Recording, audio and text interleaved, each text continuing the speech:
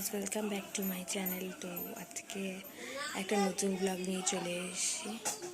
তো আজকে হচ্ছে এসছি অনেক দিন, 7 দিন 8 দিন 9 দিন 10 দিন হতে যায় প্রায় এখানে এসছি। ভেবেছিলাম ডেলি ব্লগ দেবো, বাট ডেলি ব্লগ আমার পক্ষে সম্ভব না। তো দীঘার ব্লগটা খুব শিগগিরই আসতে চলেছে, এসে গেছে হয়তো দীঘার ডে টুর ব্লগটা। থার্ড ব্লগটাও আসবে, এটা আসতে আরও দেরি হবে।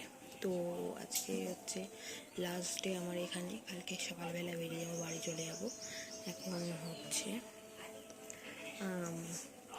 এখানে মাঠে যাচ্ছি।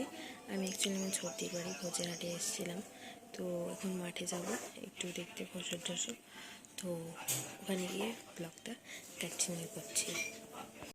তো গাইস দেখো, এখানে কি সুন্দর ধান গাছ হয়েছে, ধান গাছগুলো কি সুন্দর লাগছে দেখতে। আমি যেহেতু ভেরির ওপরে বাঁধের ওপরে ছিলাম, সেই জন্য আরও সুন্দর লাগছিল দেখতে।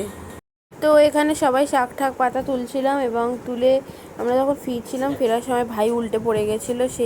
ওই জায়গাটা খুব জোরে হেসে ফেলেছিলাম, কি বলবো, হেবি হাসি পেয়ে গেছিলো, এমনভাবে ধাক্কা খেয়ে পড়ে গেছিলো না, কি বলবো।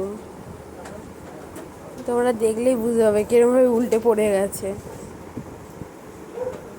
এই দেখো, পড়ে গিয়ে কি পা ছুটছে। তো গাইজ, অ্যাট লাস্ট আমি বাড়ি চলে এলাম ছদ্দির বাড়ি থেকে।